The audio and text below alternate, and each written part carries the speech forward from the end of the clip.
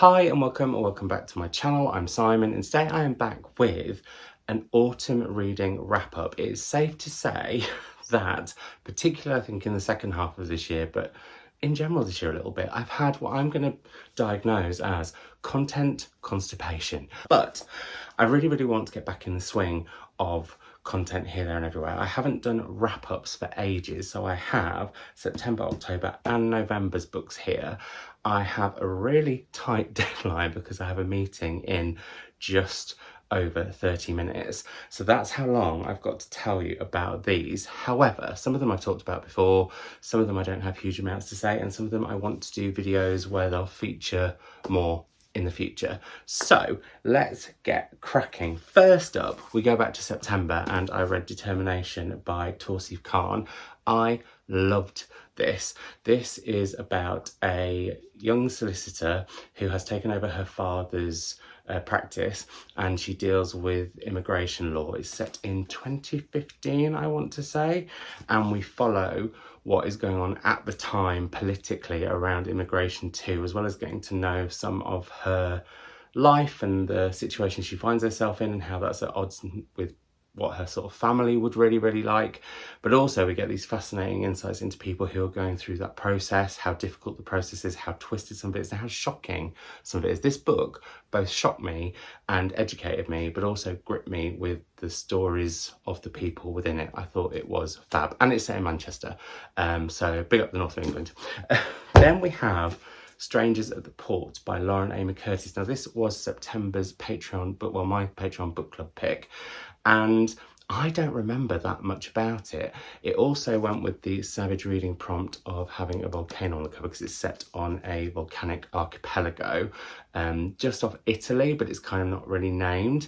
And we follow two young girls as they observe some outsiders come into the island and how everything changes. There's also occasionally mentions of prisoners on the island, and I wanted more of that. There's also this weird way that it shifts narratives as it goes, but by the end I couldn't work out like who was telling the story anymore, which I found both intriguing and mystifying. So maybe I do remember more of it than I thought. I like the writing, I remember that much, and I would like to try another Lauren Amy Curtis book. I think I've got the book that she's written about a nun on my shelves somewhere. So we have that. Then Butter, which has not long won, or recently won, Waterstone's Book of the Year. Now, I liked this. It isn't what it is promoted as being, because when you hear about it, it's about this female serial killer. It's based on a true case. This isn't the murder thriller slash mystery slash crime novel that you are possibly being sold when you pick it up. That is there, but really this is much more about society and the societal expectations of women. It's a really brilliantly feminist text, but I did have to get my head around the fact it wasn't what I was expecting when I went in. And once I was in, I enjoyed it. It didn't blow me away, but I did think it was really good and lots of food for thought. It does drag in like the second quarter and then speeds up from the second half. So if you're reading it, you're like, oh, this is a bit of a chore. It does speed along as it goes on. So there we have Butter. Oh, I should have said it's by Azako Yuzuki and it's translated by Polly Barton, I think. And the audiobook I've heard is narrated by Hannah Footman, whose novel I really need to read and haven't. I haven't read her debut this year. The reason I read this was I went to the old book club that I started way back when with my friend Kim, and they still meet, what, I think, I don't want to say it's 20 years later, but it's a long time later, so I joined them to talk about this one. There we go. Then two books that I'm going to talk about I'm talking about all these books very quickly. Maybe I should slow down. I used to talk this fast all the time. Imagine that. Two books that are the final two, well, not final ever, but the latest two in a series. They are the Jackson Brodie mysteries by Kate Atkinson. This is Big Sky, which I'd had saved for when I knew there was going to be another one, and then I could not believe my luck when I was asked to host Kate in Newcastle at the old cinema that me and Mum used to go to. I mean, imagine, Mum came, it was very emotional, like, yeah, to think when I was, what, 3 or 4 and she was 19, 20, that all these years later I'd be interviewing one of her favourite authors there, just mad. Loved both of these. Don't want to say too much about them because there are characters that appear and reappear in different Jackson Brodie stories. This one really dark in a lot of ways. This one kind of not a lighter read, and I'd say you could go in with this one first, maybe. It's got like a snowiness about it, so it's perfect for sort of winter, really. But yeah, enjoyed both of them, but I would do that because Kate Atkinson's one of my favourite writers. The way she writes characters, dialogue, and her gripping storylines that are also so darkly comic and also say a lot about what's going on in the world, brilliant. I've talked about Held quite a bit in, well, there was a whole video dedicated to this on my channel as me and Mum already read the shortlist for the book of this year. And my thoughts on this are an amazing family saga because it's amazing how much Anne Michaels gets into this book. I think the title is slightly ironic because I didn't always feel held by it. I sometimes felt kind of afloat from it and a bit, I don't know, it was a bit dreamy, I guess. But the way it looks at war throughout history, but also the way we are all affected by it and the way that we can have family drama and then much bigger dramas going on, and how sometimes the family drama, there can be big world dramas, but actually the drama closer to home can sometimes be like, that's the technical term. I thought this was great. It hasn't stayed with me as much as I thought it would, but I did love the way it looks at how, as do we inherit sort of interest through our family's history, and do we get involved with certain things because of our family's history. I talked about it way more in that video, so I don't know why I'm going on about it so much. A book that I think is going to just keep growing and growing and growing and growing on me is The Most by Jessica Anthony. I will be talking about this at another point, I'm sure, because I was gripped by this. It's told over one day as a satellite orbits Earth with a dog in it, which I couldn't quite work out the relevance of, I will say. But as that's happening, we meet a married couple and through alternating chapters hear about their marriage and where it's at, but also what secrets they've got going on and what possibly might be ahead. And I just thought this was brilliant. This was like a thriller about a marriage, which reminded me a little bit of Stay With Me, only in terms of that's about a marriage and feels like a thriller, but also had a slight, I will say, kind of Gone Girl, but less murderous edge to it as well. So loved that. Loved The Glassmakers by Tracy Chevalier, and I think this is a really exciting novel of Tracy's. Just wanted to mention the gorgeous spreads of Venice. Exciting because it's time travel-y and timey-wimey, and we follow, well, initially a family, but then we follow one particular woman through history who is a glassmaker, and there's a beautiful, heartbreaking, gorgeous love story within it. I love the way it looks at art and creativity and the way it looks at women who went against the grain. So much fabulousness in here, cannot recommend enough. I read the next book on a plane. I don't like planes at all, which is ironic because as you watch this, I'll have been on one and be going on one back in a few days. But I do love a gripping thriller to read on a plane, and this was a perfect thriller for me because it looked at reality TV, which is one of my other great loves. This is Isolation Island by Louise Minchin, and we follow a group of celebrities. They end up on this remote island off Scotland.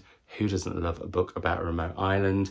And then murder starts to happen and things go out of control and wild. It's twisty, it's turny, it's gaspy. I was just hooked by it, and a plane journey just, well, quite literally flew by while I was reading it. So we have that. Right, on to October and some books that I read once I'd landed on my hollybobs, the first of which was What a Way to Go by Bella Mackie. I should say I also had the pleasure of interviewing Tracy at Durham Book Festival, and I had the pleasure of interviewing Bella at Waterstones Liverpool to talk about What a Way to Go, which is all about, now why can I not remember the surname of the family? It is, I want to say Bourdain, but it's Whiston. The book starts with the 60th birthday party of Anthony Whiston, who is an incredibly rich new money man, and it's not a spoiler to say that on his 60th birthday he dies a quite embarrassing and ridiculous death.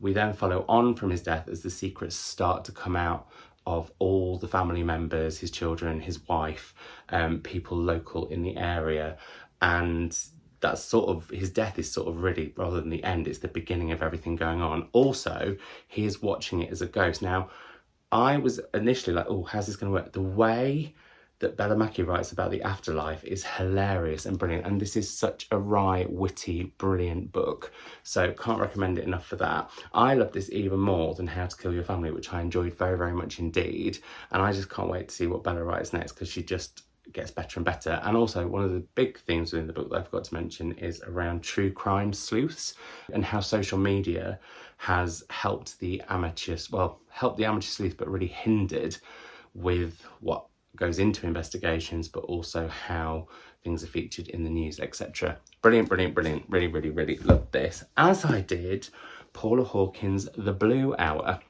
another book set on a remote Scottish island, where we are drawn into, I was going to say the life of, but she's dead, the life of an artist who, at the start of the book, she's got a work that's been exhibited at the Tate, and somebody looks at it and it's meant to be that there's a bone in it that's part of, I think, a deer or a wolf. I know they're very different, but some wildlife, a wildlife bone, but someone identifies it as a human bone. Now, the artist is now dead. Her husband also went missing, and so we follow on from there as we go to the estate that kind of owned the art, and one of the staff there who's kind of obsessed with this artist, and then to her home, which was inherited by one of her friends. And I won't say any more than that, but the ending, oh my goodness, I've had so many discussions about the ending of this book. Please don't say anything spoilers in the comments down below, but yeah, the ending. But I was completely hooked by this, and I don't normally like books about art. I was completely drawn in. I love the atmosphere, the brooding tension. This got through, I think, in like 2 sittings pretty much by the pool, so lovely. The flight back, I did not read a crime, but I did reread Orbital for another of mine and Mum's shortlist, Booker Prize shortlist parallel reads. I really, really enjoyed this a second time. For those of you who don't know, it's about a spaceship going around orbiting the Earth, and we meet the astronauts who are on there and find out about their lives as they're looking down on their family and friends and all those things on Earth. And it looks at humanity, it looks at how what we're doing to the world. There's a lot of big thinky stuff going on in here and big brain energy. Sometimes I think it's a little bit too what's the word, it can be a bit too condensed, and I think there's needs to be a bit more space to breathe within it, but actually that suits being shut in that satellite, if you know what I mean. But also the terrifyingness of the expanse of like the universe being out there. Anyway, it won the Booker, so yeah, very, very, very much enjoyed a reread of that. And at some point I'm going to read the only Samantha Harvey book I haven't read and do a video on all of her books, so where you can go next. I had the pleasure of interviewing Richard Ayoade about the unfinished Harold Hughes at Story House back in October, and so obviously read the book in advance. This is a really quirky book in the fact that it reads like it's meant to be a story of Richard discovering, well, a character called Richard discovering Harold Hughes, and then us finding out the history of Harold Hughes and all the works that he created and didn't really like. Well, one particular one that didn't see the light of day and kind of becomes a bit of a holy grail. And it's really meta, because the narrator is Richard but isn't Richard, and Harold Hughes looks exactly like Richard, and that makes it sound really confusing. It's not, it is quite a romp. Lovely autumnal colours going on here. I very much enjoyed it, and Richard was a delight. It made me laugh out loud, and not a lot of books do that. So if you're looking for like someone who wants a bit of a bonkers meta book that sort of prods at publishing and playwriting and the arts, but in a very loving way, while it's also wry and really taking the piss, then this would be the book I would suggest for them. Another book I read for another event, there's a theme going on because I've done a lot of author events recently, was Seriously British by Fred Sirieix. I interviewed him at Cheltenham just for 100%, what's the word, openness, clarity, all that kind of stuff. Me and Fred had the same agent. I really enjoyed this. This was a real celebration of all things British, and Fred has now lived in the UK longer than he lived in France, where he's from, and he looks at all the misconceptions around Britishness and celebrates it with all of its foibles, but then compares it to France, and it's just this really nice to and fro between the two. And yeah, I really, really enjoyed it. I think it's got a lot to say about when cultures come together, how they clash, how they gel, like I said, misconceptions between the two. And it was a delight to read and a delight to host Fred. So we had that one. Then a book that I definitely want to talk about more in the coming weeks and months is The Lost Love Songs of Boise Sing by Ingrid Persaud. I absolutely loved Ingrid's debut, Love After Love, and I really, really loved this. This is about 4 women who all in some way are in the life of Boise Sing, who was a true historical character, but the women around him never really got a chance to have their say or have their voices heard. And Ingrid does that brilliantly. And oh my goodness, the voices of these women are so fantastic, and you're so with them, and the writing is just so luscious and delicious. And I was just like spellbound by it, completely captivated, and loved it. So yeah, I will talk about this one more in due course, but if you haven't read it yet, get to it. It's a lovely big chunkster. The patois in it is absolutely gorgeous, and yeah, big fan of this book. Then I was very kindly sent from the folk at Books in My Bag their shortlist for the Poetry Award this year. I said I was going to read all 4, only ended up reading 1.5, and because I haven't finished the other one, I'm not including it, even though I'm about to include a book that I DNF'd, but the other one I haven't DNF'd forever, I'm just reading through it slowly. This is Anyway Adam by Gboyega Odubanjo. This was published posthumously, and it is such an emotional poetry collection about the discovery of a body of a young boy in the Thames, and the poems sort of spiral out from that moment, and all the different ways in which that story touched people personally, how they touched kind of the people of London, and how it got into the news. And I just thought this was so beautifully done. It's a really, really quite literally haunting collection. If you've not got to it, get to it. Creation Lake, didn't like it, didn't finish it. If you want to find out more, head to the parallel read that me and Mum did of this. I wanted to love this. Sarah Jessica Parker loved it, so I was like, I've got to love this, and sadly did not.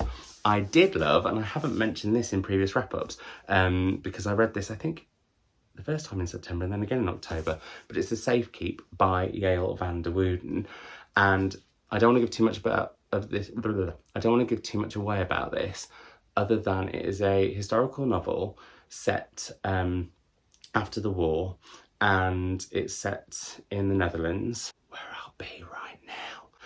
And it's a tale of a young woman who's living in her parents' house, but actually at some point it's going to be inherited by her brother. And it looks at her sort of obsession with the house and how she feels like things are being stolen and taken, and things spiral out from there. I don't want to say any more than that. I will say this was, I really loved it when I first read it. When I reread it and I knew what was coming, it had a slight less of an impact, but she's an incredible writer. I cannot wait to read what she writes next, because when it comes out, I will be straight to it. I can promise you that. Then, lastly, in October, I read When I Arrived at the Castle by Emily Carroll. This is a graphic novel set in an old castle. It's got something vampiric and sapphic going on about it. I absolutely loved Emily Carroll's Through the Woods. I think it was her her graphic novel of fairy tales. I didn't love her new one so much, and I didn't love this one as much as Through the Woods. Nothing's quite hit the spot like Through the Woods, but I did enjoy this, and this was a great quick read on Halloween. Enjoyed it a lot. If you're into graphic novels or sapphic vampiric ones, then give this one a whirl. Right, November. Now, the next 4 books I'm going to talk about very quickly, because they're all out next year, and I hosted these 4 authors plus Sarah Hall for Faber for their Northern Showcase. Natasha Brown's Universality. This is incredible. It starts with a gold bar.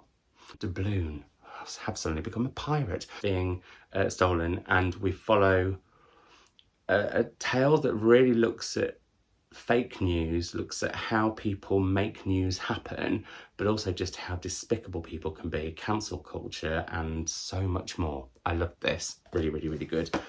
The City Changes Its Face by Emma McBride. This is a novel about a couple who we meet them in the summer where they're going through quite a difficult time, and then go back to when they met and how their relationship built up to that point.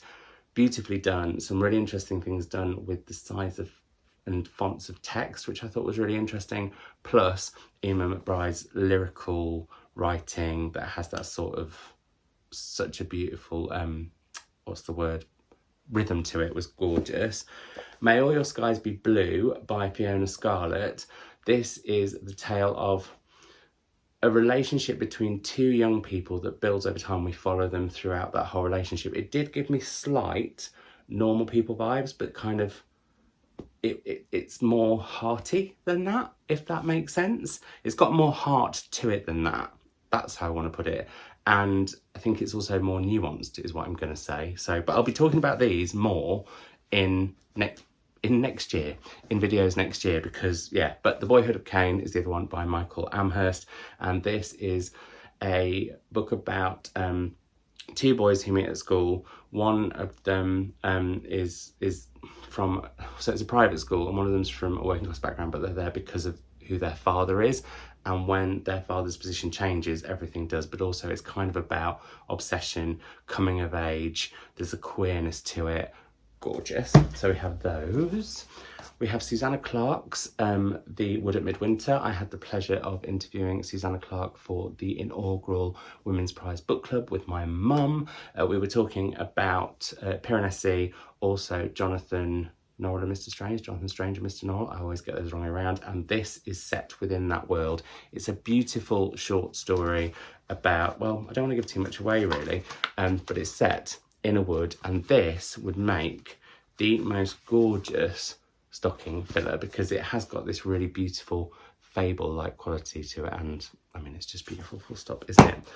Then I interviewed Jonathan Coe twice in November. Some people will say this is name dropping. It's not. I'm reading books because that's part of my job. Not all of my job, but a part of it. So I was interviewing him about The Proof of My Innocence, which is his latest novel, and is a riff on cozy crime, dark academia, well, a satire on cozy crime initially, then dark academia, and then autofiction, as we follow a murder that happens on an old estate where a huge, well, in essence, Tory conference is going on.